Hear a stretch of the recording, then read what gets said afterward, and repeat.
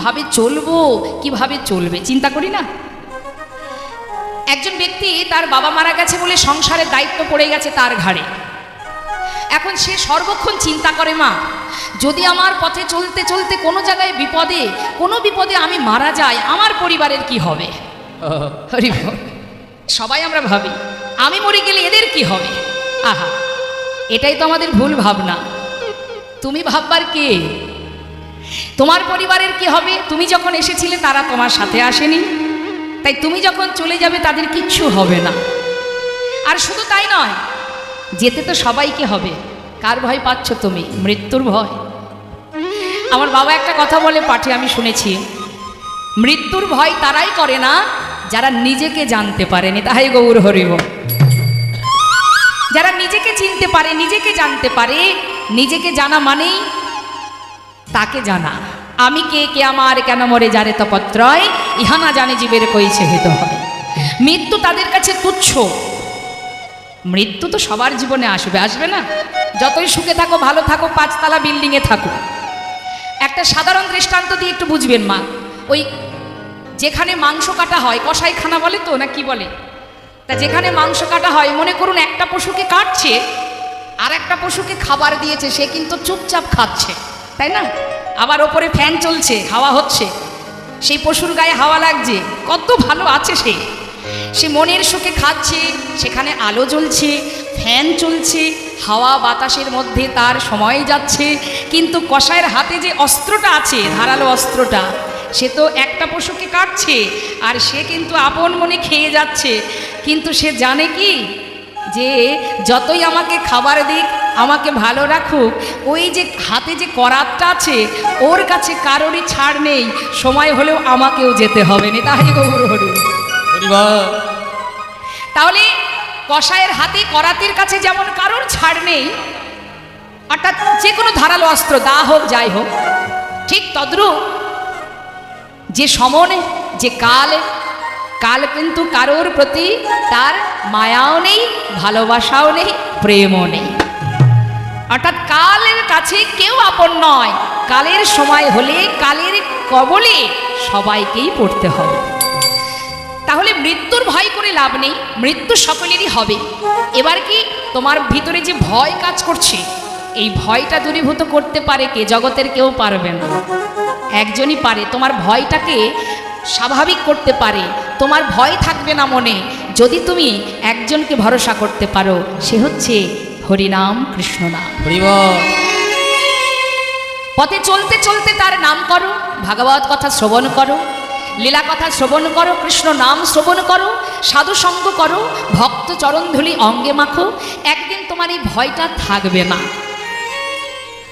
তাই বৈষ্ণব মহাজন বললেন, হে জীব, কার জন্য ভাবছো তুমি? কারোর কথা ভেবে লাভ নেই, কেউ কারো নয়। হরিবল হরিবল। প্রত্যেকের হৃদয় মন্দিরে পরমাত্মা রূপে ভগবান বসে আছে। সংসার জীবনে তুমি যাদের চিন্তা করছো, কাতব কান্তা কস্তে পুত্র সংসারয় বতীব বিচিত্র নলিনী জলগত তরলং তদ্বদতি শৈচপল। আমাদের জীবনটা বাবা পদ্মপাতার মতো। পদ্মপাতার উপরে জলের বিন্দু যেমন টলমল টলমল করে মা, আমাদের হৃদয় পদ্মের পাতায় প্রাণটা ঠিক তেমন টলমল টলমল করছে। কখন চলে যাবে কেউ জানে না, কি তাই তো?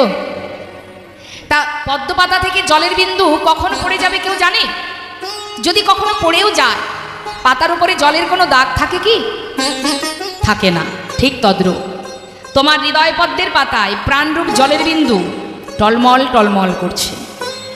কখন পড়ে যাবে তুমি জানো না, তুমি তাকে দেখতেই পাবে না।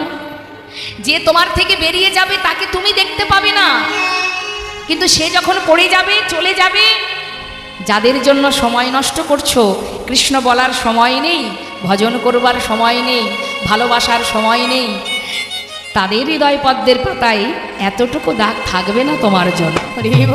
2-1 দিন, তারপরে আর থাকবে না। এটাই বাস্তব, এটাই চিরন্তন সত্য। তাহলে জগতে কাকে তুমি ভরসা করবে? হরে কৃষ্ণ।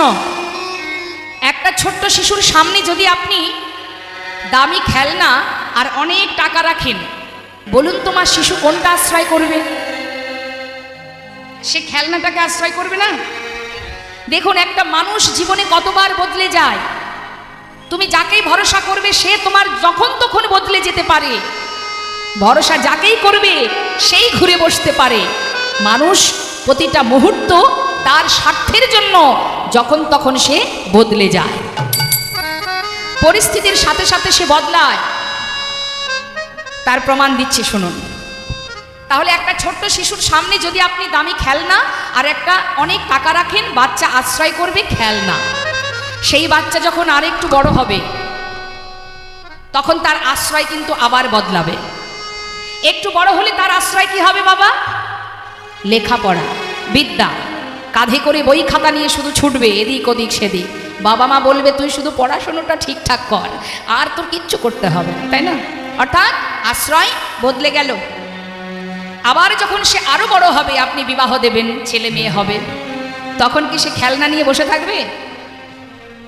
বাবা, সময়ের সাথে সাথে পরিস্থিতির সাথে সাথে মানুষ বদলে যায়। তখন তার আশ্রয় হবে কোথায় গেলে টাকা পাবো, সংসারের খরচ চালাতে হবে, সেটা দেশেই হোক বিদেশে হোক, পাগলের মতো ছুটবে। তাহলে এক জীবনে কতবার আশ্রয় বদলালো? 3 বার। আবার সেই ব্যক্তি যখন বৃদ্ধ হয়ে যাবে, যখন কিনা তার গোনা দিন ফুরিয়ে আর মাত্র কয়েকদিন বাঁচবে, ঘরের কোণে কোনো রকমে তার দিন যাচ্ছে, সেই সময় আপনি যদি তাকে বলেন যে তোমাকে আমি 2 লক্ষ টাকা দেব, তোমার জীবনে যে যে স্বপ্ন ছিল তুমি পূর্ণ করো, কিন্তু যে কদিন তুমি বাঁচবে, আর তো বেশি সময় নেই, যে কটা দিন বাঁচবে তুমি তোমার পরিবারকে আর পাবে না। শেষ জীবনে তোমাকে পরিবার ত্যাগ করতে হবে, তোমার স্বপ্ন পূরণ করে দেব। কোনটা চাইবে সে? স্বপ্ন পূরণ করবে, না শেষের দিনে এসে নিজের ছেলে মেয়ে আপনজনার কাছে থাকতে চাইবে? তখন কিন্তু সে আর টাকা চাইবে না বাবা, বলবে আমার টাকার প্রয়োজন নেই, যে কটা দিন বাঁচবো আমি যেন আমার ছেলে মেয়ে আত্মীয় পরিজনের কাছে থাকতে পারি। তাহলে এক জীবনে বারবার আমাদের মন বদলে যায়, পরিস্থিতির সাথে সাথে আমরা বদলাই। কিন্তু জগতে এমন একজন আছে যাকে বিশ্বাস করলে, ভরসা করলে যে কোনো পরিস্থিতিতেই সে কখনো তোমার কাছ থেকে দূরে সরে যাবে না। সে বদলায় না। বিশ্বাস করো, ভরসা করো, যে কখনো বদলাবে না, তুমি তাকে ভরসা করো। যে তোমার সুখেও থাকবে, যে তোমার দুঃখেও থাকবে, জন্ম থেকে মৃত্যু পর্যন্ত যে তোমার কাছে ছায়ার মতো থাকবে, তাকে ভরসা করা যায়, তাকে বিশ্বাস করা যায়, তার প্রতি নির্ভরশীল হও, যে ভালো মন্দ সব কিছুতেই তোমার কাছে আছে।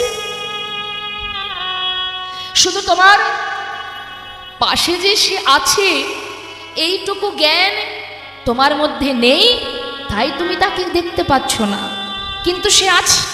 যত সময় তুমি না যাবে, অর্থাৎ তোমার মৃত্যু যত সময় না আসবে, তত সময় সে তোমার পাশে আছে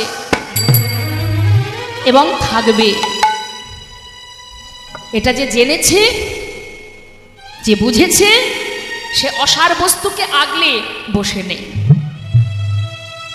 কালই বলেছিল এক ভক্ত কথাটা, যে